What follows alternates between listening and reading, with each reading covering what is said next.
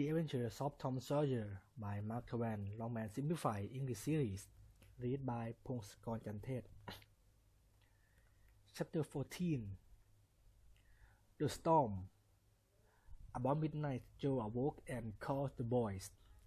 There was a white stillness in the air that seemed to threaten something.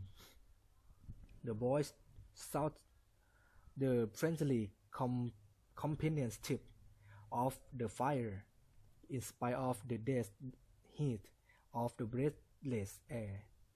They sat still and expectant. Beyond the lights of the fire, everything was swallowed up in the blackness. Presently, a weak flash of lightning dimly lit in the trees for a moment and vanished. Another came a little stronger, then another. Then a faint moan came sighing through the branches, and the boys trembled, fancying that some spirit of the night has gone by. There was a pause.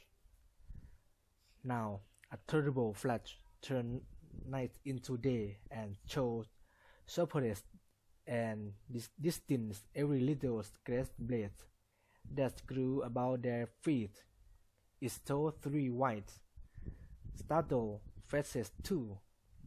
A deep roar of thunder went crashing across the sky, and lost itself in the distance. A cold breeze sprang up. It shook all the leaves and scattered ashes about the fire. Another fire flash lit up the forest, and a crash followed that seemed to tear the treetop right over the boys' heads. They held on to each other in terror in the thick gloom that followed.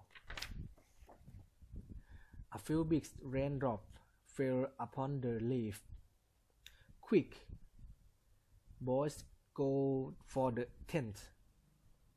exclaimed Tom.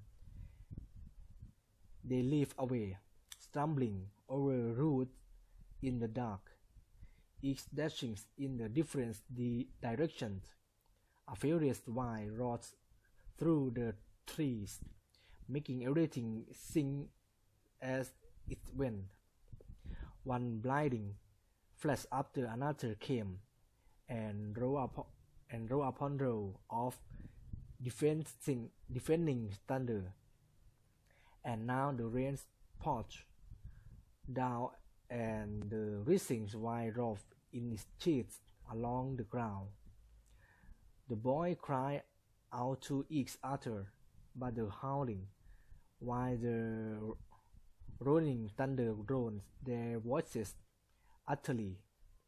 However, one by one they straggled in at last, and took shelter under the tent.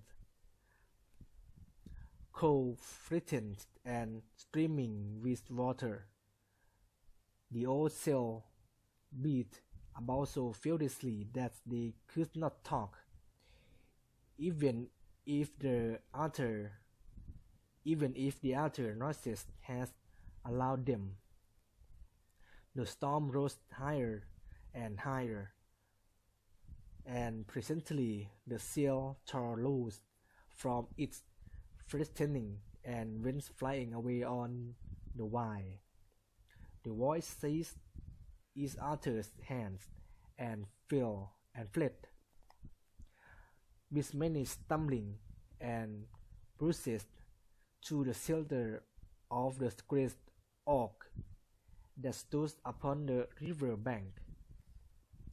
How the battle was at its highest!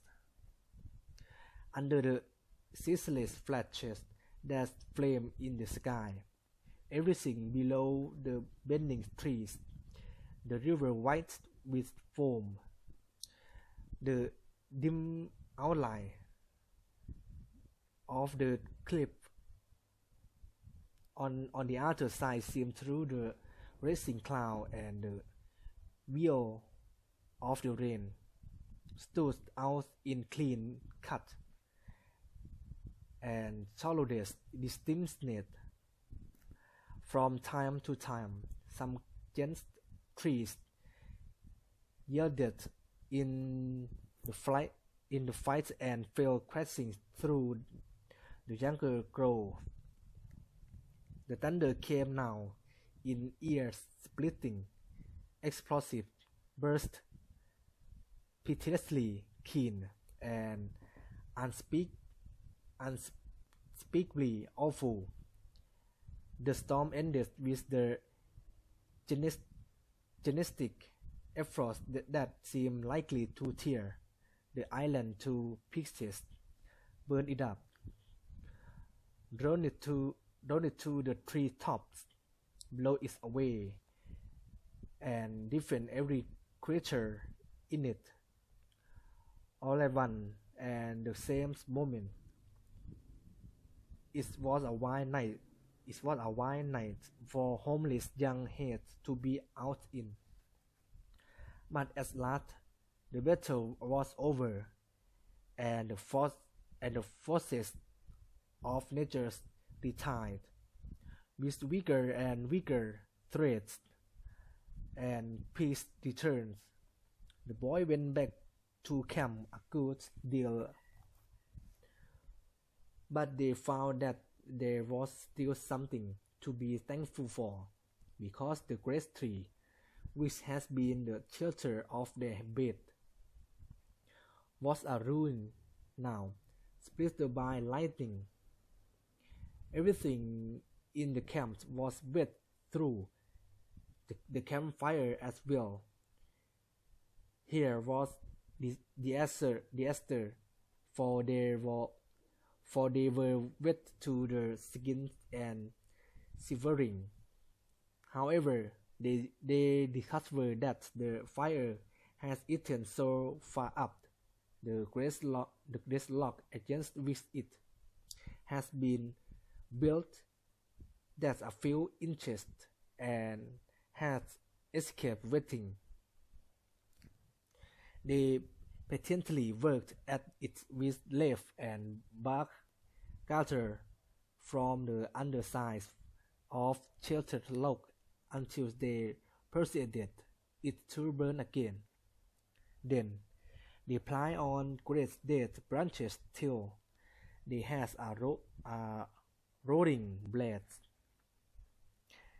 They dried their food and had a feast. After that, they sat by the fire and glorified their midnight adventures until morning, for there was not a bright spot to sleep and anywhere around. As the sun grew stronger, the boys felt sleepy and they went out on the sandbar and lay down. They were soon burnt out by the sun and wearily began to prepare breakfast. After the meal, they felt stiff-jointed and a little homesick once more. Tom saw the signs and tried to cheer up the pirates as well as he could. But they cared nothing for marble or circuses or swimming or anything. He proposed that they should stop being pirates for a time and be Red Indians for a change. They were attracted by this idea. It was not long before they were stripped from head to heel with black mud. All of them chipped, of course, and then they went dashing through the woods to attack an English settlement. Afterward, they separated into 3 rival tribes and sprang out upon each other from hiding places with dreadful war cries, and killed and skinned each other by thousands. It was a bloody day, and therefore was a satisfactory